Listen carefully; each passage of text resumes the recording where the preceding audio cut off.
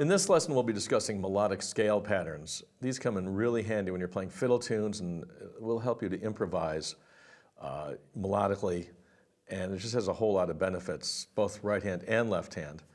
One thing you're going to run into consistently is inside, forward, and backward rolls. And when I say inside, I mean where the middle finger will be on the second string instead of where it usually is in Scruggs style, and almost always is in Scruggs style on the first string. So for starters, let's just do an inside forward roll, fourth, third, second, fourth, third, second. You can just do that with a metronome.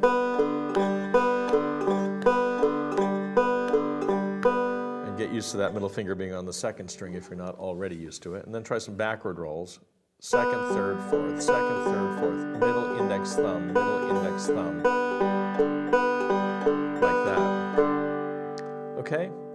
Now, we're going to start with this scale pattern here, which uses a couple of those, two of those backward inside rolls. And it sounds like this.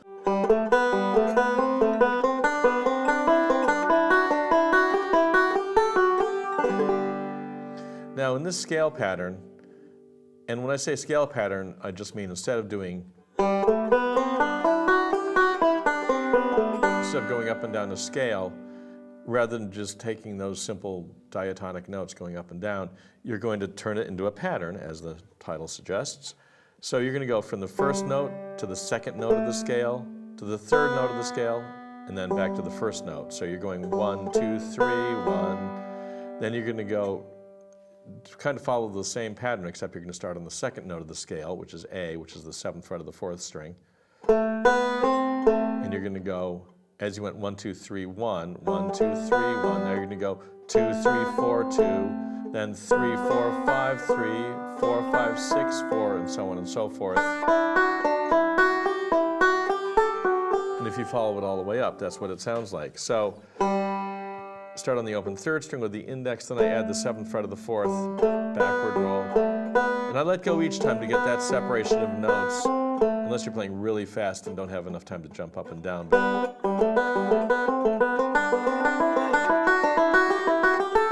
I'm not doing it with every single fretted note because some of them work better when they're played together, but to a great degree I am letting go to get a little more clarity, a little more of that pinpoint clarity on each note. Add the index. I use the index on the 5th fret of the 3rd. Then I switch to the middle on the 5th fret of the 3rd, add the ring on the 5th fret of the 2nd, back to the 5th fret of the 3rd. Here's measure 3, middle on the 5th fret of the 2nd, index on the 4th fret of the 1st, add the pinky on the 7th fret of the 4th, 5th fret of the 2nd, 4th fret of the 1st, in the position you already are.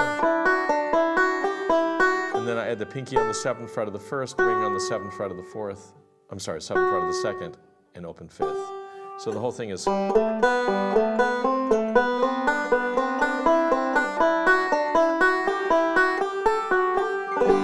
You should definitely work this with a metronome because you really want your time to be really tight on this.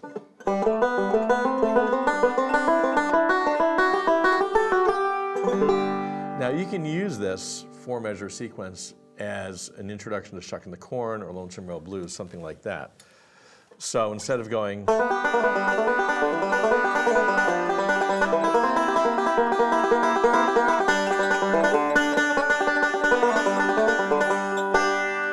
for the beginning of that, instead of and then the C.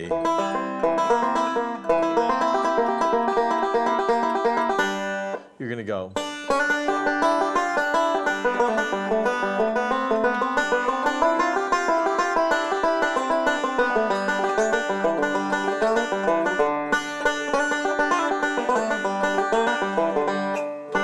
Okay, so you're starting just with this very Scruggsy thing, keeping the middle finger planted on the 3rd fret of the 2nd, hammer 2 to 3, add the index on the 2nd fret of the 1st, and then an Osborne roll here, ring to the index on the 1st string with the middle still planted on the 3rd fret of the 2nd, backward roll to a 3 to 2 pull off to the open 1st.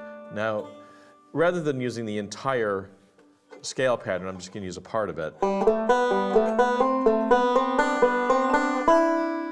instead of going to the 5th fret of the 3rd, I'm going to go to the 3rd fret of the 1st string, so I'm set up to play a C lick. So it's, and now I'm going on C, back to G. So I have the index on the 3rd fret of the 1st. This is another kind of a scale pattern. So 5th string open, 3rd fret of the 1st, 5th fret of the 2nd with the index and ring respectively. Open the 1st string.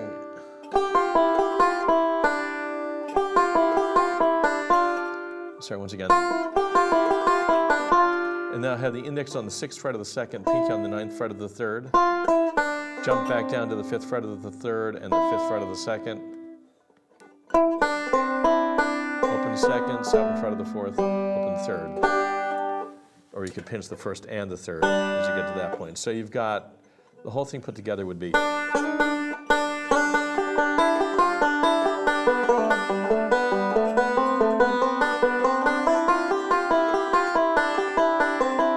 once again.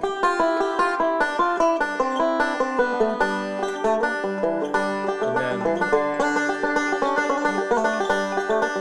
however you want to finish it off. Okay, now here's the next scale pattern, which sounds like this.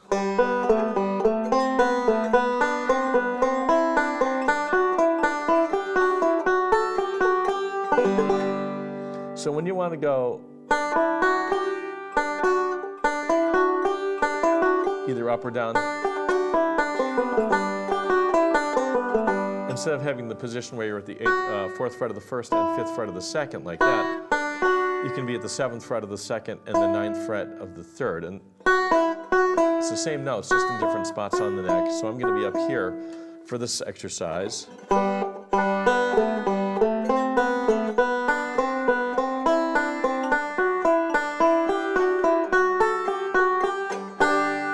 So you start, now this pattern is 1, 3, 2, 1, 2, 4, 3, 2, 3, 5, 4, 3, and so on and so forth. That's what's going on here.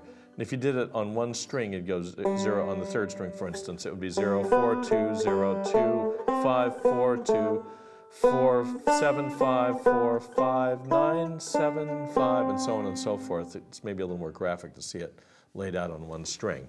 So again, ring on the 7th fret of the 4th. Here's another inside forward roll. Add the index on the 5th fret of the 3rd, middle on the open 2nd. 5th fret of the 3rd, open 2nd. 5th fret of the 3rd with the ring on the 5th fret of the 2nd. Then jump to the index after the 1st string at the beginning of that measure. Index on the 7th fret of the 2nd, ring on the 9th fret of the 3rd. Ring is already, it's all set there. See. And then probably I would bar that across the 7th fret of the first 2 strings. So the whole thing would be.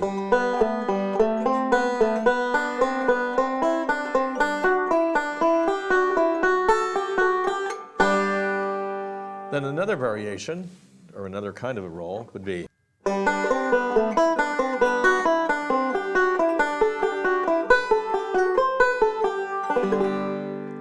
And so I do want to go. You could use your pinky there on the 10th fret of the 2nd if you'd like to. And I'm wrapping the thumb around the 10th fret of the 5th string. And you could put some of this into Blackberry Blossom. If you're playing Blackberry Blossom, it can give you kind of an interesting sound.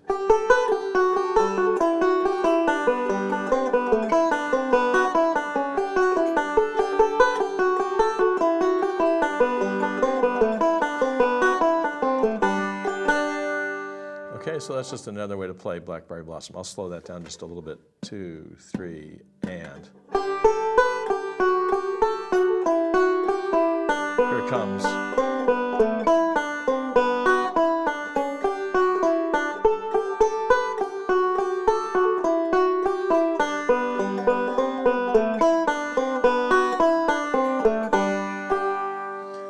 Okay, so that's taking a fragment of the scale pattern and so on and so forth and inserting it into a fiddle tune.